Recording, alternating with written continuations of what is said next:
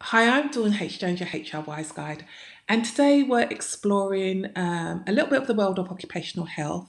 I'm posing a question. My manager recommends occupational health, now what? Right, let's explore this question.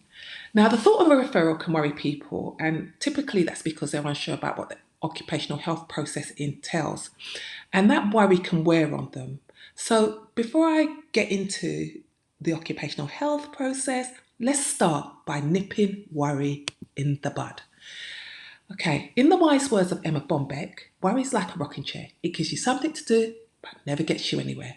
And I want to get you out of that rocking chair or help you avoid it altogether. And we're going to do that by combating fear, worry, and fear with facts. Because the reality is that occupational health should be a supportive measure. So let's break down the facts to help you understand what the OH process, the occupational health process is. We're going to look at what is occupational health. When will my employer use occupational health? It's going to look at the occupational health referral process and the occupational health assessment and the report, as well as reasonable adjustments. So let's start with what exactly is occupational health.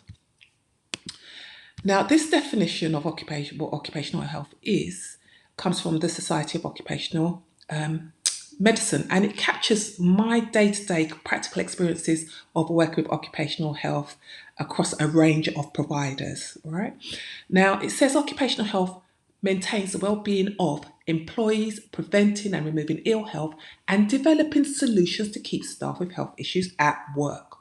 Occupational health providers provide independent advice on staff unable to work due to long-term or short-term intermittent health problems and organisational wide steps to reduce absence. Now, I've put the word I put the word independent in bold lettering because some employees think occupational health is on the manager side, they're biased towards management, and some managers believe occupational health is too supportive of the employee.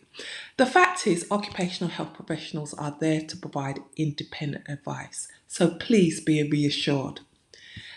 So, when will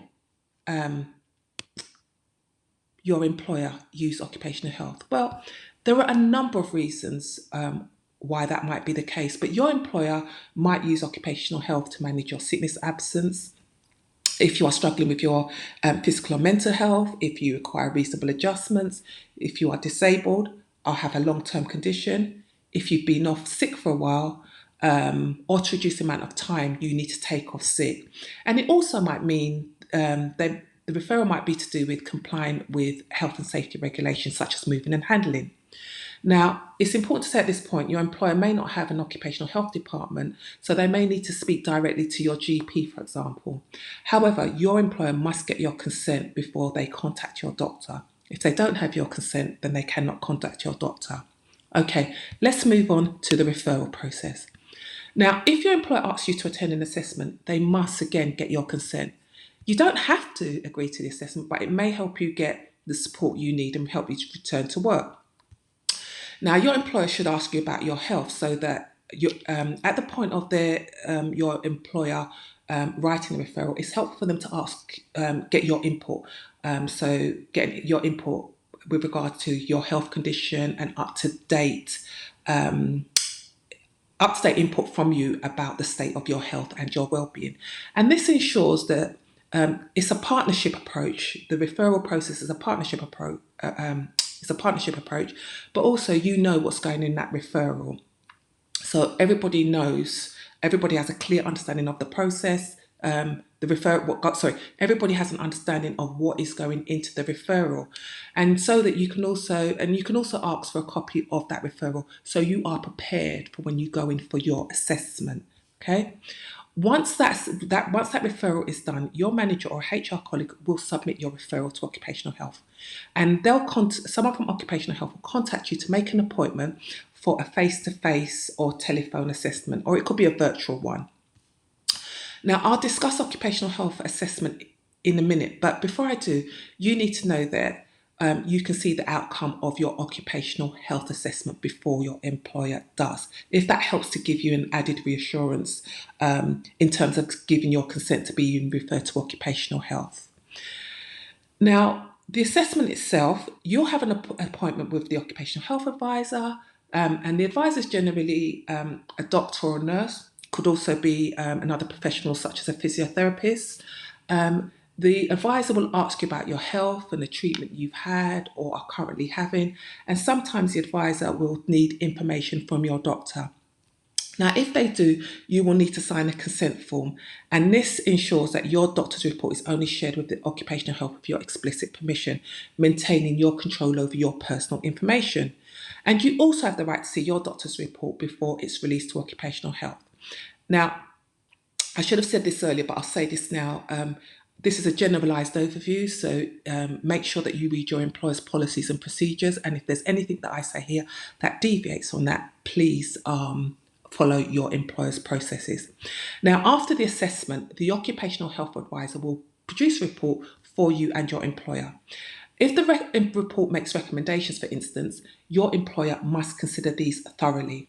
And potential recommendations may include, they may say you need more time off work, or they may say you require phase return. You can return to work on a phase return basis, working reduced hours, then working up to what your actual contracted hours are over a defined period of time, whatever that period is. Or it could be that you are redeployed to doing lighter duties. Other examples include adjustments to your desk or seating arrangements, or it could be a referral to other treatments such as counselling or physiotherapy. The other thing occupational health may recommend is a further review to monitor your progress. So they may say, for example, we need to see you back in 3 weeks' time. That being the case, please ensure that you speak to your employer and make sure that you are booked in for an appointment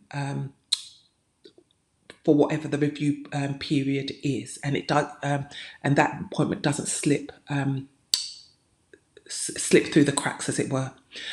Now, as I said, you can see your report before your employer does, okay? And if your report does advise adjustments, it will be up to your employer to implement them. All right, let's move on to reasonable adjustments. So reasonable adjustments are changes an employer can make to remove or reduce or a disadvantage related to someone's disability. For example, it could be finding a different way to do something. It could be making changes to the workplace, changes someone's working arrangements, or providing equipment, services, or support. Now, I'll make a separate video on reasonable adjustments, but for now, I'll give you two practical examples of reasonable adjustments that I have made up. And they relate to two people, which is Morgan and Sarah. So let's start with Morgan. Morgan has bipolar disorder, and he has a morning routine from 6 o'clock to 8 o'clock, which helps him with his mental health. Now, he agrees a flexible working arrangement with his employer, and he changes his working hours from 8 o'clock in the morning to 4 to 9:30 to 5:30 to accommodate his morning routine. And Morgan and his employer agreed that they will keep this changing working hours under review, okay? And if needed, it can be adjusted within, the needs, the requirements of the business. Second example, Sarah has recently completed radiotherapy treatment for breast cancer. She still experiences bouts of fatigue, particularly in the early afternoon. Sarah and her manager agree on a phased return to work, and so that's the first thing they agree on, a phased return to work. The second thing they agree on is to accommodate her need to rest partway through the day. Her employer provides a room for her with a comfortable sofa. So as you can see, reasonable adjustments are specific to Morgan's situation, and the reasonable adjustments for Sarah are specific to Sarah's adjustments. And if you go to occupational health and the advisor recommends reasonable adjustments, those adjustments will be specific to you and your particular set of circumstances. So now you have the facts. You know what occupational health is. So if your manager recommends a referral to occupational health, you know what occupational health is. You know when your employer will use occupational health, the occupational health referral process, the assessment itself, and the report and the potential outcomes. Now you have the facts. You can combat any tendency to worry with the facts. Okay, so there's no need to worry.